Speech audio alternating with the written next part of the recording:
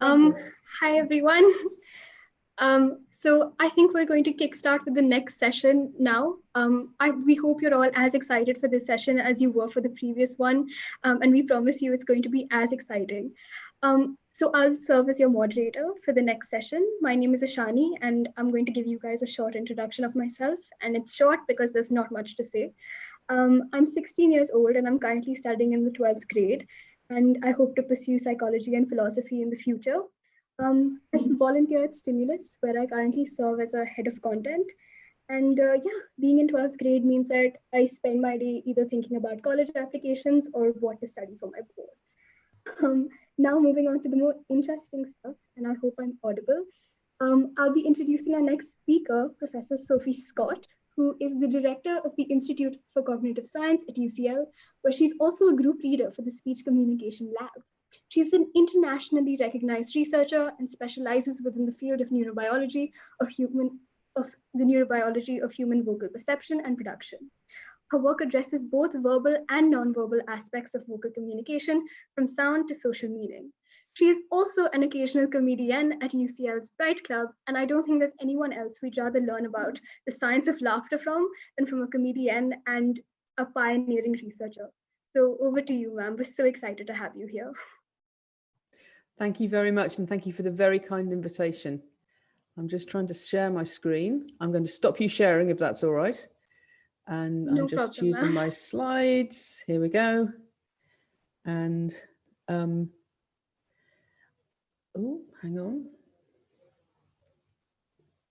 I'm just trying to make sure that I've got the right. Here we go. Can you see? That's Yes, not ma'am. the right thing. Okay, sorry, the wrong bit. Right, let's try again. Can you see this talk starting? Does that look okay? Yep, it looks perfect. You can see the science of laughter. Excellent. Well, thank you very much for this very kind invitation. And I really appreciate this opportunity. I'm hoping to speak for about half an hour, so hopefully there will be plenty of time for questions. But if you do have any points that I'm not clear about, or if the videos or the sound aren't working, do please tell me. Okay. So I'm just going to start by what do I mean when I talk about the science of laughter? What am I talking about when I talk about laughter? Well, I'm talking about an emotional vocal expression. And that's kind of how I ended up studying laughter. I never set out to study laughter. There isn't much scientific research into laughter. And perhaps you'll see elements of why that is as I go through my talk. And in fact, I started out because I was interested. I was working with colleagues in Cambridge who were looking at the perception of emotion from the face, and they were working with patients who had problems recognizing emotion from the face following different kinds of brain injury. And they wanted to test different kinds of ways that we can perceive emotion. So they worked with me because I worked on the voice, and I was looking at vocal expressions of emotion. So when I talk about emotion, I am using quite a narrow meaning. I'm not talking about the experience, but I'm sort of starting with an emotional expression of some kind. So the idea is not just that someone's experiencing an emotion, but they're expressing it in some way, and how we perceive that. So I absolutely am open to the criticism that, that's just one aspect of emotion. Experience and how we experience emotion is very important. And also, of course, what I'm working with here are what are called the so-called basic emotions. And that's indeed where I started. And the basic emotions were first described initially really by Charles Darwin, but also then picked up on by psychologists through the last century, and people like Paul Ekman, who showed that there are a handful of emotions, by no means all the emotions that people can perceive and produce, but there are a handful that you find in all human cultures. So they're universally recognized. You find them in other animals, certainly in other mammals, and they seem to have different brain bases. So that's kind of where I'm coming from. It's one particular view. By no means are all emotions basic emotions. And one of the things I found quite interesting about this area was that there was all of the work we'd done with faces. There was very little work on the voice. And also, I was sort of struck that so many of the emotions we were working with were ones that were negative. So always angst, and I thought, well, it's interesting if that's what the basic emotions are. Mostly, any of those Excuse me, Professor, I think you're having a few Basic audio expressions of issues. emotion have these, yes? Oh, no I problem. think there are a few audio What's the issues. problem? Can you hear me, or is it just the... It's lagging slightly, so it's buffering. I mean, that is the signal dropping, or is it noise? Speak more slowly. I suspect that may just be a problem of the internet. I'm sorry about this. Yeah, no, it's perfect now. Thank you. Okay, but do tell me. Thank you for that. So I'm going to I'm just explaining really how I ended up looking at laughter, because I was looking at these emotional expressions and I was particularly interested in these vocal emotions from the voice. And one of the things that's very interesting about the vocal emotional sounds, these non-verbal emotional sounds that people make. So if you think about the last time you were really frightened, you probably screamed. And the last time you were really found something revolting, you may have made a sort of sound. That's the kind of stuff I'm talking about. And actually, those are very interesting sorts of sounds because they're more like animal calls than they are like speech. They have a lot more in common with the way other mammals vocalize than they do with everything else we do with our voices. So for example, here's a way of looking at that. So this is an MRI sequence, which we're running to actually make a video of what's happening inside the mouth and the larynx and the pharynx when someone's talking. So here you can see a woman just speaking English, and she's not doing anything fancy, but just look at the amount of movement that's actually happening inside her mouth. It's quite extraordinary. And human speech is unparalleled in nature for its complexity. No other animal can make the sounds we make. And all of these adaptations that mean our tongues are flexible and our mouths are short enable us to make sounds in this way. So if we then compare this, so that's human speech. Now here's the same woman and she's laughing. And all of that goes away. You can see the tongue's just resting at the bottom of the mouth. She's opening her mouth.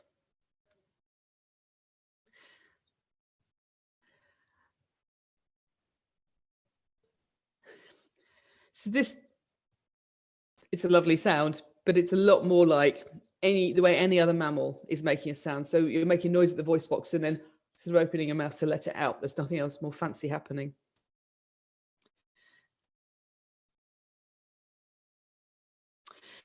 And interestingly, one of the other things you may have noticed, and is obviously kind of implicit in a lot of emotional expression work, is that frequently when we produce emotions, we're not doing so voluntarily. You might have screamed before you realized you were making a sound. And that seems to be because these non-verbal emotional vocalizations, they arise via a different and an older evolutionary pathway in the brain. So when we speak, we recruit these regions, you can see them here in pink, called lateral motor areas, which are really important in speech production. And in fact, you only find them in humans. Other mammals don't have these areas. However, when we make emotional vocalizations and we produce these involuntary sounds, this is much more to do with an older pathway that's coming up through the brainstem and projecting up to the cingulate cortex. And that's the same pathway that controls vocalizations in other mammals. So often these emotional sounds can be much more reactive and much more involuntary. And I think that's very interesting when we think about laughter. And I want you to keep that in mind throughout my talk, because sometimes, frequently, when we talk about laughter, we think about involuntary laughter. But there are also lots of examples where laughter is a lot more communicative, i.e. a lot more like speech. And maybe that has some implications for how laughter works in the brain. We actually think at the technical aspects of how laughter is produced, and actually laughter is more like, it's been described as more like a different way of breathing than anything else. And breathing is very interesting in the human body. You're all breathing right now. It's very important. Please don't stop. And if I look at your breathing during what's called metabolic breathing, which is breathing to get air in and out of your lungs, what you see is a very smooth pattern. And this is just tracking here, this very smooth pattern. That's just tracking the movement, the expansion and contraction of the chest as you're breathing. So if you look at the actual in detail, in between the ribs in your chest, there are these muscles called intercostal muscles. And when you breathe in, you contract those muscles and it pulls the rib cage up and out, and that pulls air into your lungs, and then you relax them back down and you breathe out. So you get this smooth cycle. And of course, this is not specific to humans. You see this throughout, certainly vertebrate land mammals. When we start talking, humans have another completely different use of these intercostal muscles. When we speak, we take a breath in, and then we use those same muscles completely differently. And the way that we use those muscles is, in fact, to control the flow of air that's passing through the voice box, which is where we make the sounds that we use for our voice. And if I keep talking without taking another breath, my intercostal muscles start to have to work really, really hard. And in the end, I'll run out of air altogether. So you're probably thinking, well, Sophie, that was very interesting, but quite strange. Why did you do that? But actually, we can only talk at all because we have this control over our breath. And we have this control over our breath because humans walk upright. And unlike all other mammals, which have to use their intercostal muscles to support their weight, certainly all the land mammals, we're freed up. So just like our hands have changed through evolution because we don't need to walk on our hands, our chest, the control of the muscles in our rib cage is different because we don't need to engage those muscles to support our weight. And we've used that, we've repurposed that for voices. As soon as we start laughing, you see a very different pattern again. What you see now is very, very big, very, very fast contractions of those same muscles. So again, if we just take a measurement at the chest wall, you get this zigzag pattern. So you can see it's much faster than breathing, and it's much, much larger than what's happening during talking. And that's giving you the sounds of laughter. So laughter is actually a very primitive way of making a sound. It's just squeezing air out of you. So each ha, ha, ha sound is just one big contraction.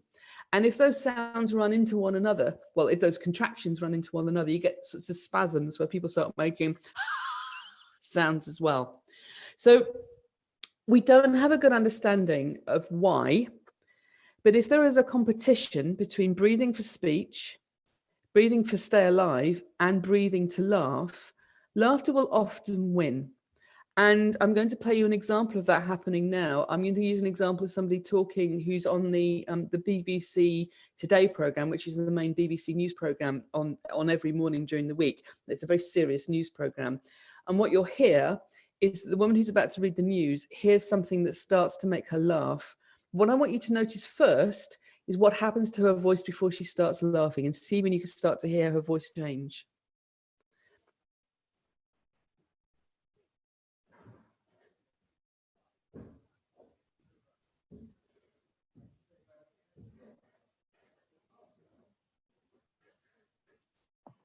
I'm sorry, Professor, is the audio playing right now?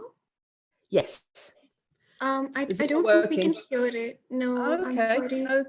Could you hear the audio for the fMRI, the MRI sequences I played before? Oh no, I just thought you were showing the muscle movement. No, don't worry. No, in that case, it's because I haven't pressed. I'm just going to stop sharing and start again, okay? Sure. Okay, give me a second here. The problem here is that I have broken my computer screen and I cannot see the bottom. Oh no, I'm so sorry. No, it's not your fault. It's entirely my own fault. So I'm just going to move it up so if I can actually see that. Here we go. Share computer sound was not ticked. I will try that again, okay? I'm sorry about that. So I'm going to start. I'm still sharing, aren't I? Yeah. So, okay. I'm just going to go back and then go forward again. So listen for the change in her voice. Singer Rock's unpopular replacement has now been dismissed, with the Army's popular Chief of Staff, Jack Twat, taking over. A 40-foot sperm whale, which was stranded in the Firth of Forth for more than 4 days, is now thought to be swimming towards open waters again. It freed itself late last night. Marine experts are hoping to establish this morning whether the whale is finally back at sea. Good luck to the whale. 8:10 is the time. An investigation is underway at the maze. So you may have heard the man coming down the line has to say the name Jack Twat, and it's not a very big or very clever joke, but that's quite a rude word for British English speakers, certainly where I come from in Britain. And back in the studio, just before she continues to read the news headlines, someone leans in to the woman called Charlotte Green and whispers, "Jack Twat," right at her, and they're doing that for one reason and one reason only. They're trying to make her laugh, and it works.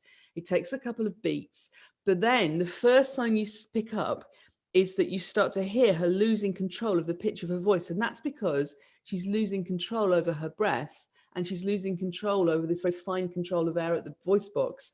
And then by the end of it, the pitch of her voice shoots right up, and then she starts making squeaking sounds because now she's laughing.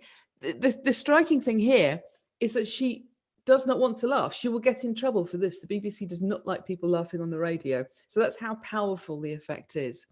It's also the case that if you're not a native speaker of English, you may not realize that she was starting to laugh, but you will have picked up something emotional in her voice.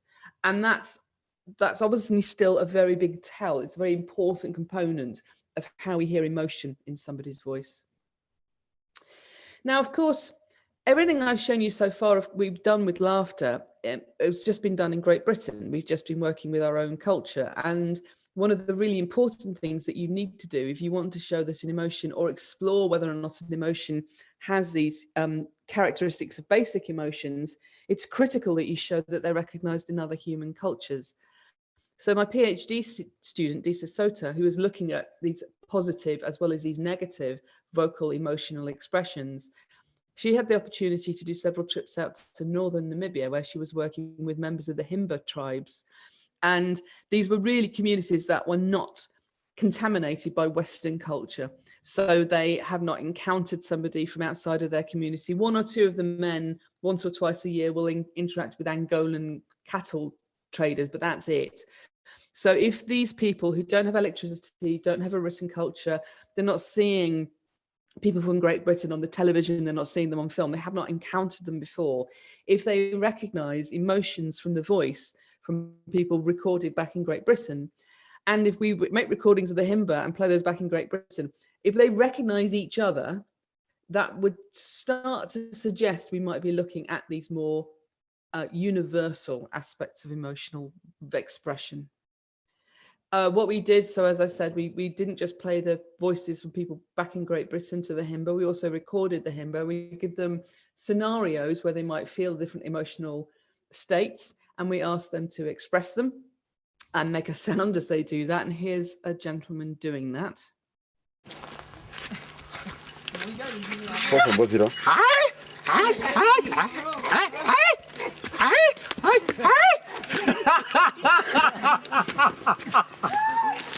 Now, you get absolutely no prizes at all if you spotted that at the end there he started laughing. In fact, if you listen carefully, you can hear people laughing because you're not testing him on his own, and his friends are all there and they're laughing at him while he does this. And then in the end, he gives in and starts laughing as well.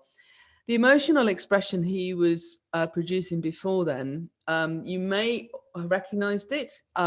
You may have thought, if you can't recognize it, you might think, well, does it sound like it has a lot of energy to it? Does it sound positive?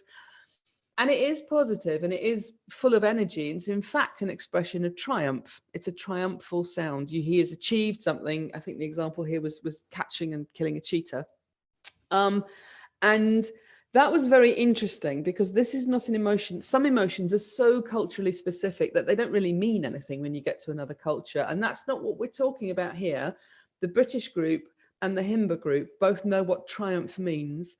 However, when the British produce a sound to express triumph, which is often a kind of woohoo sound, or that's not recognized in Namibia as sounding triumphant, and vice versa. When the Himba produces I sound, that's not heard as sounding triumphant back in Great Britain. It's not a basic expression of emotion.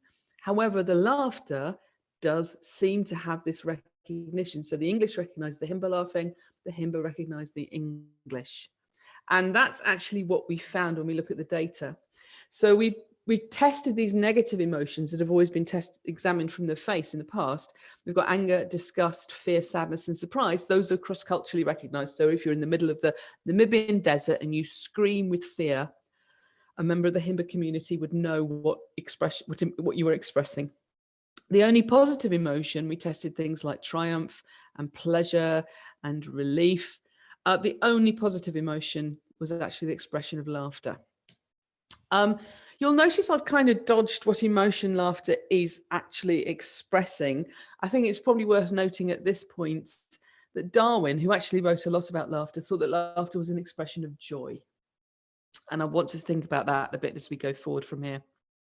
Now, of course, we should have realized that laughter was a very good candidate for being a universally recognized expression of emotion, and possibly a basic expression of emotion, because as per Paul Ekman's suggestion of what basic emotions are, laughter is also not only found in humans. We are not the only animals that laugh. Now, interestingly, for humans, you first see laughter emerging when infants have an interaction with their parents, normally tickling. It can also be things like a game of peekaboo. So that's a pretty much a universal across human communities where the question has been asked. But strikingly, the same is also true for chimpanzees. Chimpanzees laugh, and you first see laughter appearing for chimpanzees when infants are tickled. And these sorts of, obviously with human babies and chimpanzee babies, you can't just march up and start tickling. The baby has to let you do that. That it's a very interesting thing. And the striking thing is that for tickling, you have to have somebody else there. You cannot tickle yourself. Your body knows when it's you touching yourself, and tickling just does not work that way. So it looks like you're actually seeing something that from its outset, the expression of laughter is something that happens in interactions. And it seems to be a very important part of forming social bonds. And of course, for humans, it appears very early. Laughter appears at around 2 months old. So it's one of the first, it's the first positive emotion that we start expressing with our voices, for example. So you find laughter in humans and chimps, and it's even been described in rats. Now, of course, it sounds different in rats. It sounds more like a sort of chirping sound, whereas chimpanzee laughter, which sounds like a kind of sounds more laughter-like. But laughter in rats seems to work the same way. And indeed, laughter is first seen in rats when infants are tickled. And this suggests that at least it is possible that laughter is something that might be more commonly found across mammals, because I think it's probably fair to say no one else is really looking for it. It's not a very interesting emotion to a lot of people. Obviously, I don't think that's correct. Now, one of the reasons why we might imagine that there's more laughter out there is that laughter is actually very strongly associated with play, and all mammals play. Play is really important to mammals. Mammals have relatively large brains. They have an extended period of being juveniles when they develop those large brains, and they learn things, and they learn behavioral patterns, and they learn about their environment and their social world. And often the way that they learn, not exclusively, but frequently they learn through play. So play is associated with quite species-specific behavior. So dogs play differently from cats, and horses play differently from stoats. But it does have some commonalities. So you tend to find animals need to show that they're playing, because the same behavior, if it's not interpreted as play, could just be aggression. So they tend to have this thing called a play face. It's a loose, kind of open, happy smile, a very unthreatening mouth. You can see it here on these pictures of dogs. And in fact, dogs, play is so important to dogs. They have something called play bow. When dogs do that, what that means is everything after this is a game. We are playing. I might growl, but I'm not cross at you. So these are signs that they're sort of framing the behavior. They're providing contextual information to indicate that your intention is playful. And effectively, when there is a noise associated with this behavior, that's laughter. That's how laughter was first found in the rats. And you see very similar patterns. So there's play face in chimpanzees and human infants. It's really hard to get pictures of play face in human adults because they tend to tighten up into a more social smile. So I just want you to notice how very much like a chimpanzee my brother looks in that photograph. But effectively, so our laughter is exactly the same as chimpanzee laughter, in that it is found in very similar contexts. It's found during play. And to the extent to which, at its heart, if you were to say, look at play and laughter across the wider range of animals, Panksepp, who did the work with the rats, said at its heart, laughter is an invitation to play. Come and do this behavior. Let us do this lovely thing. Here's another study that we did with laughter. So this is showing you brain activation. So what you're seeing in the picture at the top is activation shown in green. And when I say activation, it means there was neural firing in those regions. And what this is showing you is neural regions that are recruited, that are activated when people hear emotional sounds. So most of what I'd done back in the sort of 90s and early noughties was looking at the how the brain responds to sounds and to speech. And I'd started working with these emotional vocalizations, and I thought, well, it'll be interesting to take those into the brain scanner. And interestingly, what we found was in some ways not like speech. So what we could see, these regions shown in green are brain areas that are activated when you hear emotional vocalizations and when you yourself move your face to start to make a sound. Now, those are called mirror regions. They're regions recruited both in perception and in production.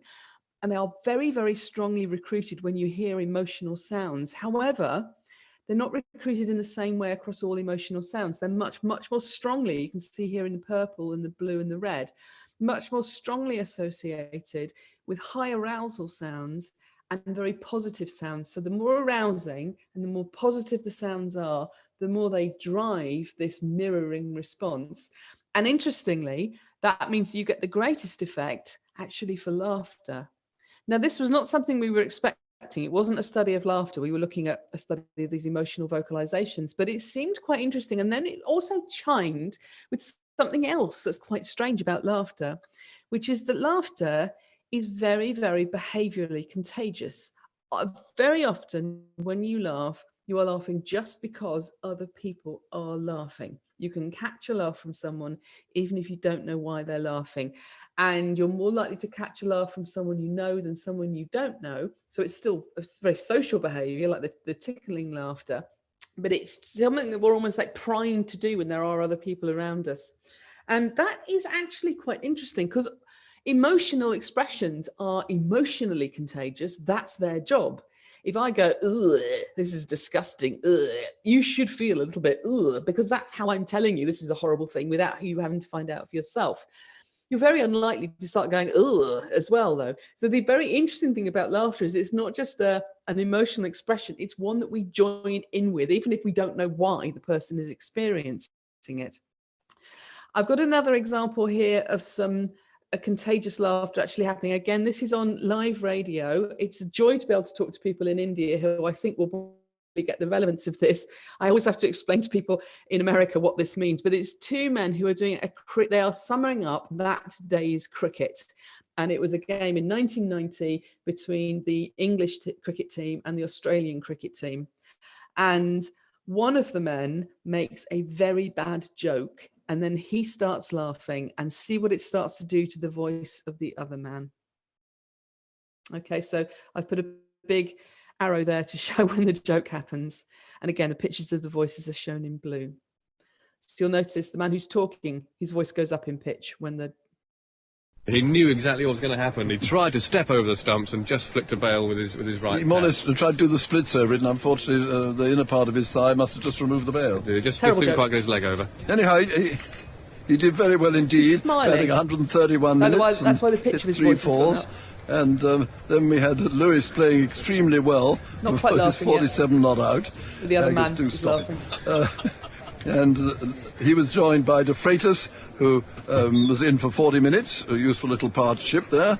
They put on 35 in 40 minutes, and then he was caught by Dujan. Now, at this point, the man who's been talking, he's smiling. He's been affected by the joke, and he's been affected by the laughter of the other man, but he hasn't started actually laughing himself yet. Now he takes a breath and starts to speak again, and all hell breaks loose. He completely stops being able to talk.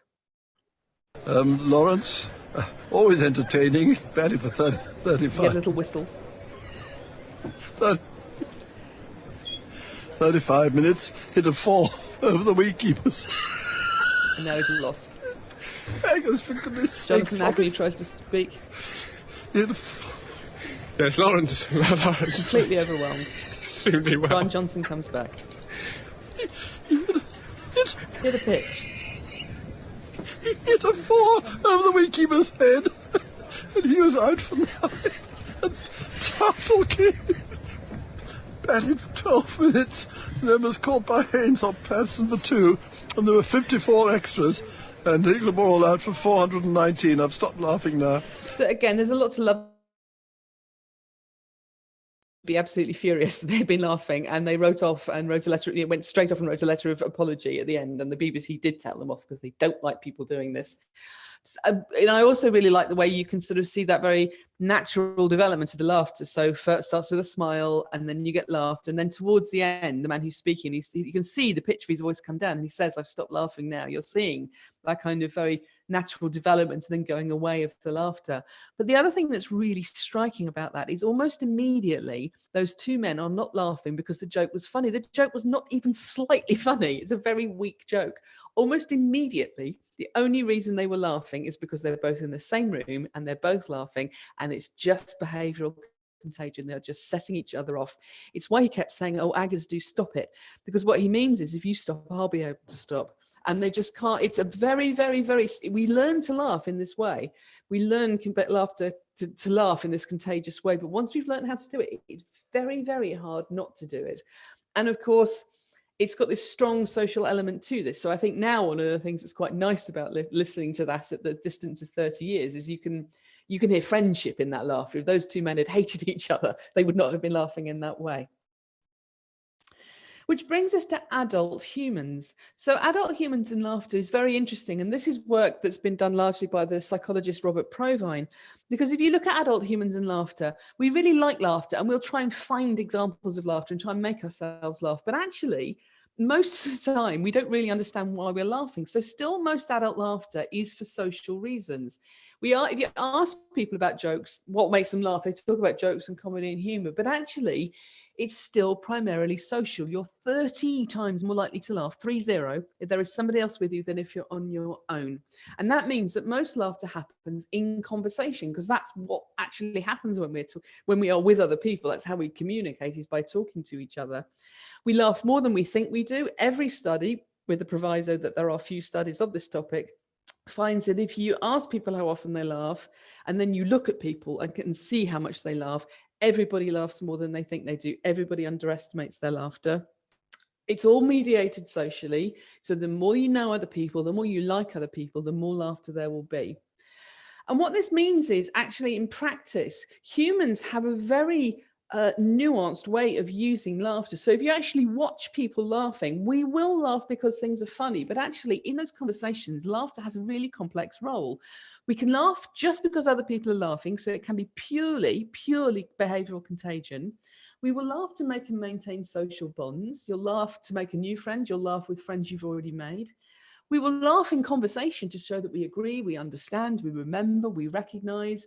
We will actually laugh to get other people to agree, to understand, to remember, to recognize. What Robert Provine found was that at any one point in time in a conversation, the person who laughs most is the person who's talking. So it's really communicative, a lot of laughter. And we will laugh to reframe things as play. And this is something I will come back to right at the end, but a very common, you think about play as laughter as a sign that you're playing. Well, people will use laughter to say, it's all right, I'm fine. This might have started off looking like play, but actually we're fine and this is fun. Now listen to that laughter.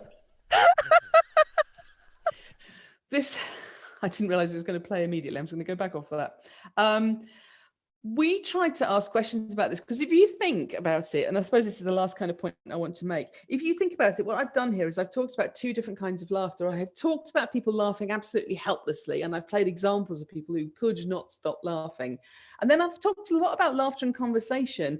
And if you look at laughter and conversation, it looks a lot more like speech, in that it's timed like speech. People coordinate their speech and their laughter when they're talking to each other. People laugh at the ends of sentences.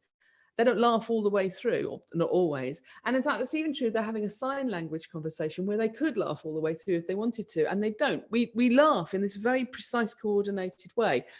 And that makes me think, sometimes when we're laughing helplessly in this really reactive way, like I described at the start.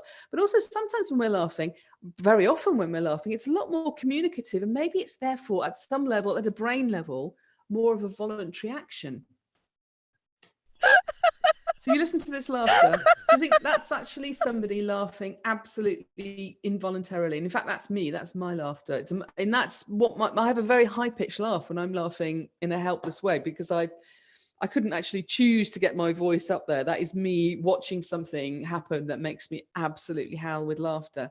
Here's a different kind of laugh.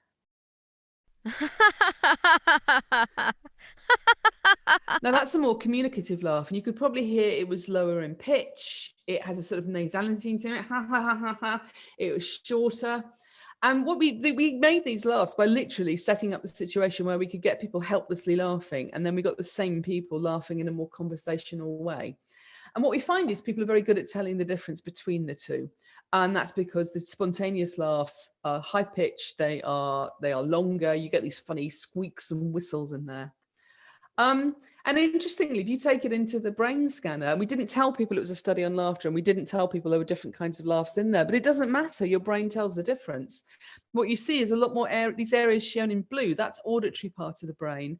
That's much more activated by that spontaneous, the real laughter, the stuff you can't stop doing, possibly because you hear sounds in that context that you'd never hear in any other context, possibly because it's absolutely unambiguous. And interestingly, you get more activation for that communicative laughter, that laughter that at some level is voluntary in terms of brain systems. It's more like speech, possibly.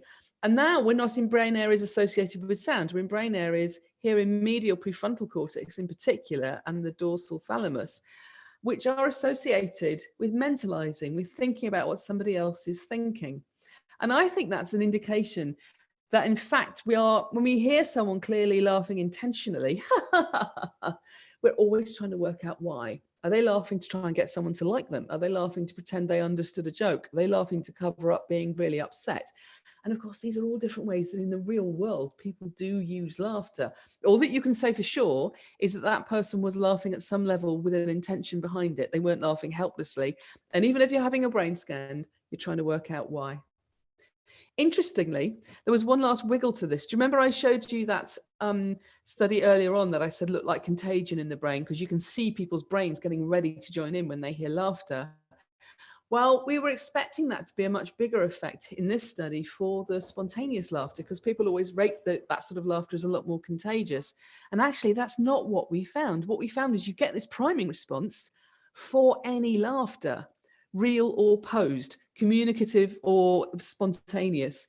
What's different is across people. So we took people out of the scanner and we gave them a test where they had to classify the laughter into these two different kinds of laughter. And what we find is the more the score on that test, the better they do discriminating laughter, the more earlier, when we scanned them listening to any laughter, they'd shown this priming response. So it's not just contagion. The more you're getting ready to join in when you hear laughter, the better you understand what that laughter means. Now, I've always liked this quote about laughter.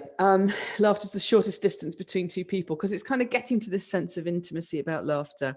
But it looks like it might be even more important than that. So there's very interesting work coming out of the US where there's been studies of how married couples use laughter. And what they find is couples who deal with stressful situations with what they call positive affect, but they mean laughter, not only get less stressed, but they are the couples who stay together for longer and are happier in their relationships. So it's not because laughter is a little bit of like magic dust that makes everything okay, because it only works if both members of the couple laugh. And I think that gets back to this idea of using laughter to sort of show that you're okay. That's, you can use it. You can sort of say, oh, it's a sign that I'm playing.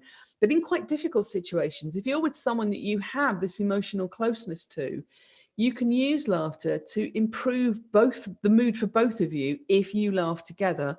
And the laughter, being able to use laughter in that way, is actually a very positive sign about your relationship. And I don't think that this is going to be limited to romantic relationships. Again, I think that's often what we mean by friendship.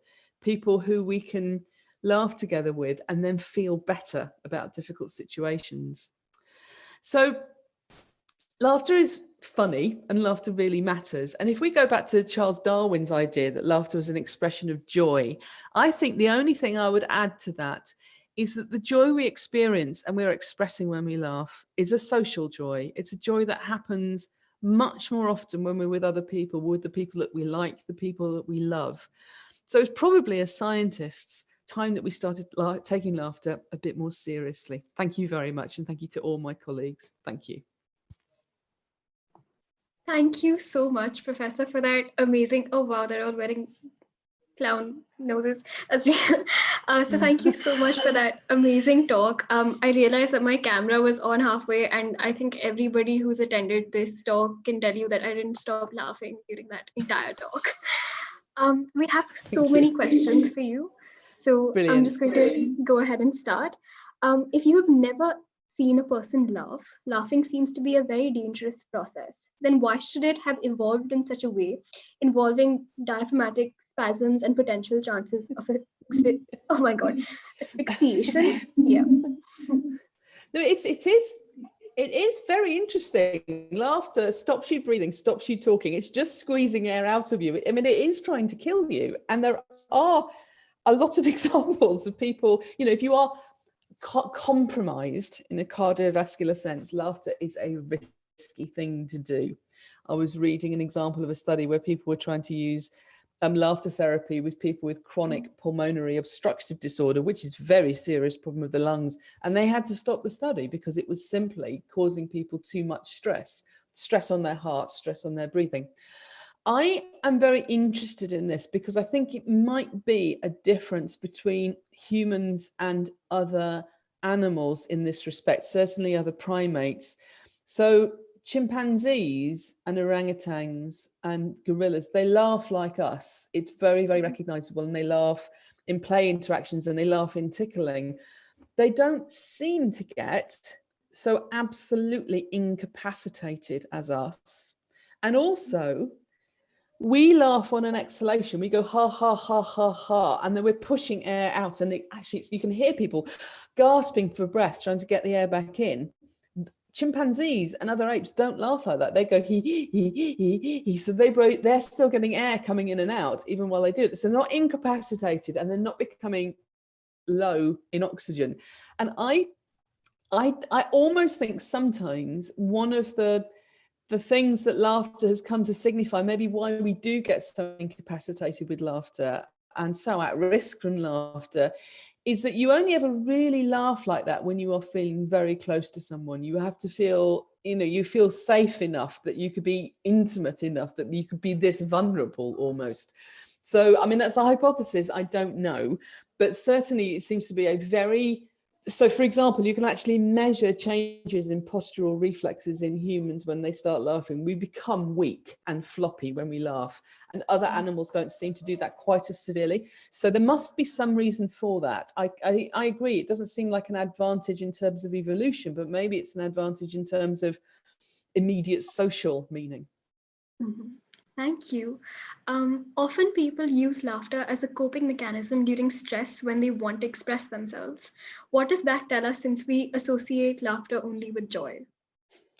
Well, I think because laughter is a joyful expression, and it's a socially joyful expression, but also it's a very socially appropriate, we use it in this very communicative way. So think about people having laughter in conversation and using it to show agreement and understanding. And I get that illusion, I recognize what you mean. I've been there. So laughter is already kind of being co-opted for this communicative role. And I think in that role, it's a very socially appropriate way of masking other emotions. So people will use laughter to cover up being embarrassed or angry or sad or in pain or embarrassed.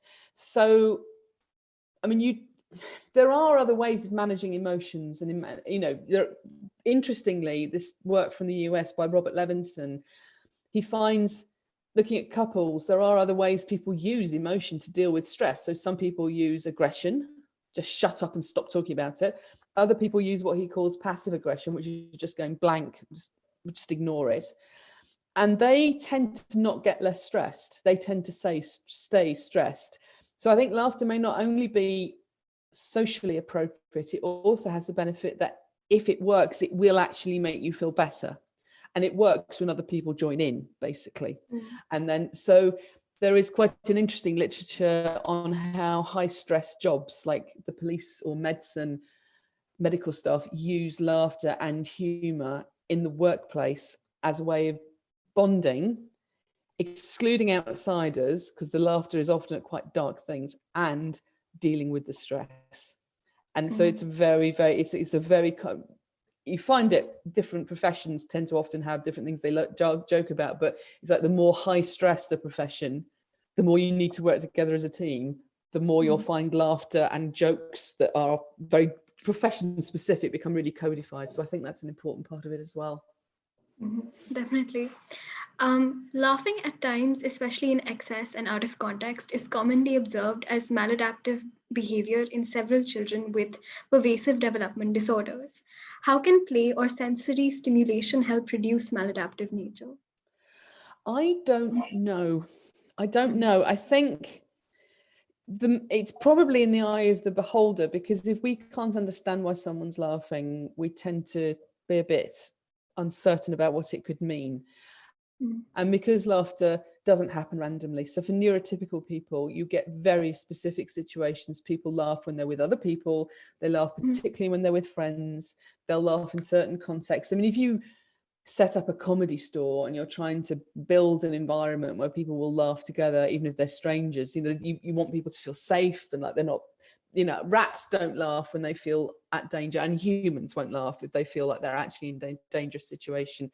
So that's, although we don't think of it this way, neurotypical people's laughter is actually very predictable in some ways. So when you see laughter that's not predictable, someone appears to be laughing in a way that has nothing to do with any of these cues, it's harder to understand, and it does seem wrong and it seems strange.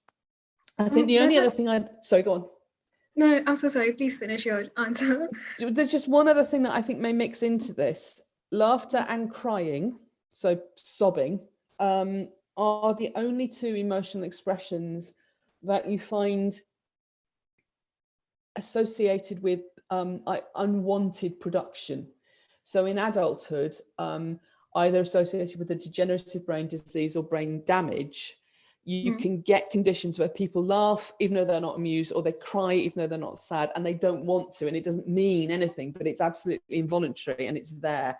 You don't get that with other emotional expressions. So I also sometimes wonder if there's something about the wiring of those emotional expressions that may mean they have a different kind of access to production. That means they may be being produced for purely neurological reasons.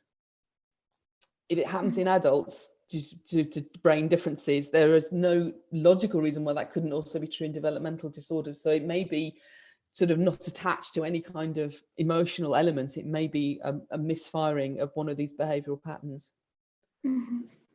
So there are two questions which I feel like relate to this answer of yours. One is, why do we feel the urge to laugh when it's an inappropriate response? Like not in a neurodiverse person, but just normally, like in sad situations or in serious situations.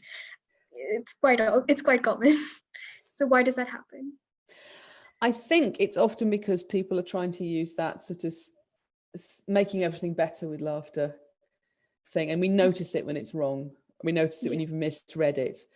Somebody sent me a clip of I think she's an Israeli soldier. She's a female soldier, and she's at a wall, and then a bullet hits her, and it hits her just here, like right next to her head, and you see it hit the wall. And she turns and looks at her initial reaction is laughter, like, oh, that didn't hit me, I'm all right. And then she starts to look quite shaken. So the actual, so that kind of immediacy of laughter as a sort of, oh, that's fine, is very, very, we learn to do that a lot. So sometimes it's just that kind of thing. I think sometimes laughter is, it sometimes bleeds more into a sort of shock response.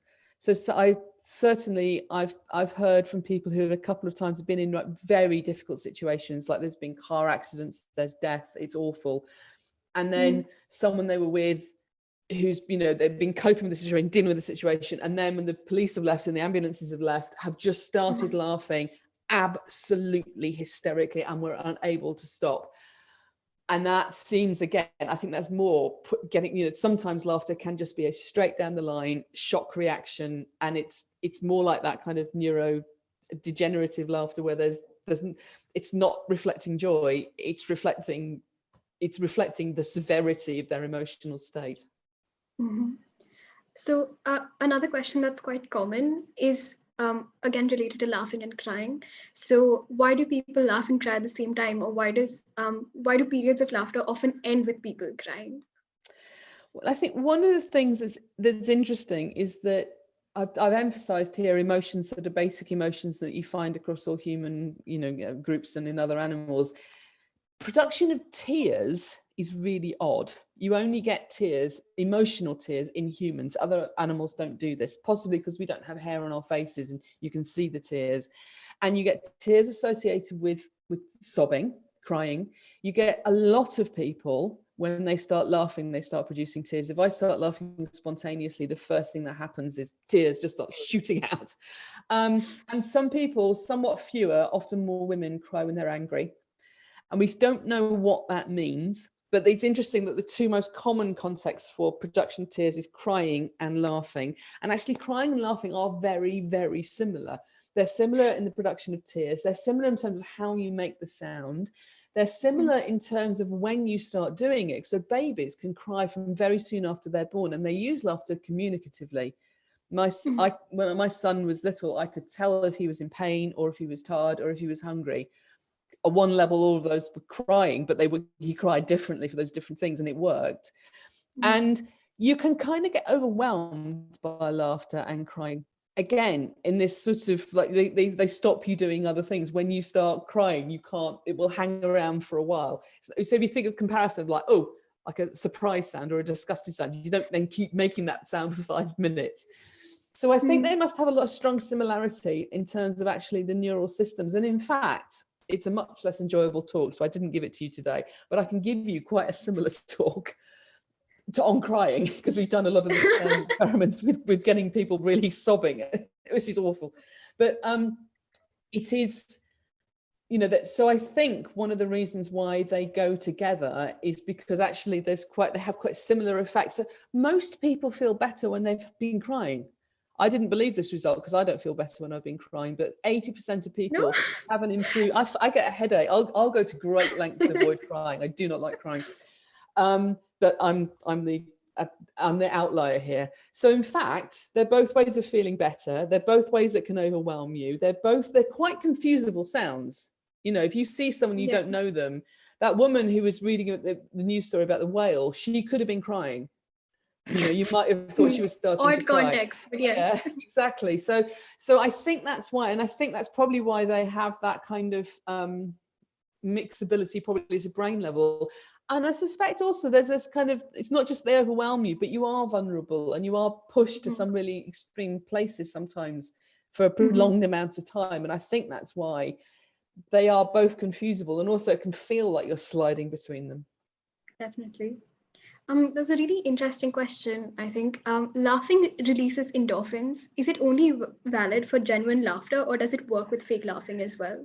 It works with fake laughing. Even if you just go ha ha ha ha, really, really fake, it works. Oh, okay. What happens in the Pseudo-Balboa effect? I'm sorry if I'm pronouncing this wrong. No. That's actually what I was describing with the involuntary laughter. That's not has no mirth associated with it. Can also happen with crying. Exactly.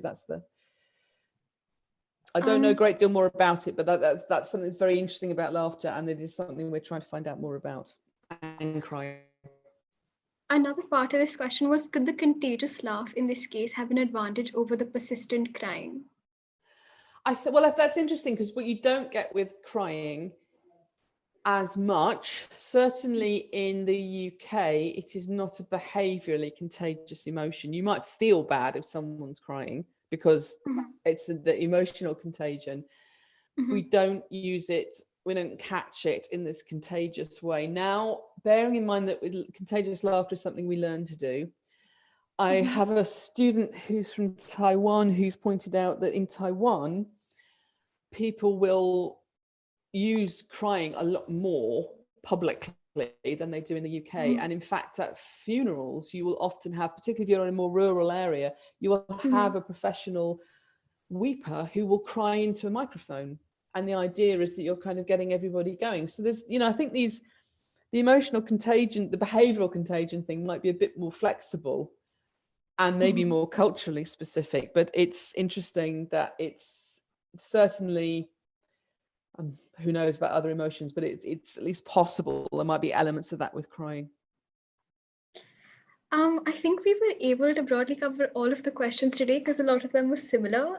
In case anyone else has any more questions, is there anywhere they could contact you? Absolutely. If you, I can't get into the chat because I've broken my computer screen, but do feel free, my email No address, problem. but Yes, I feel will. free to put this in the chat, but it's just sophie.scott, sophie.scott at ucl.ac.uk, or I'm on social media, so you can find me on Twitter. I'm at Sophie Scott. So please feel free to get in touch. Thank you. Done. I will put it in the chat. Thank you so much for taking out the time Pleasure. to Thank give you. this talk. And we also heard that you were recently diagnosed with you know what. And just thank you so much for taking out the time. It was a brilliant talk, and I I'm a lot loved better it. now. Thank you. I can't taste anything, but I'm a lot better. Thank you. Thanks. As long as you're good. Thank you so much. Thank you. Bye-bye. Bye-bye. Bye.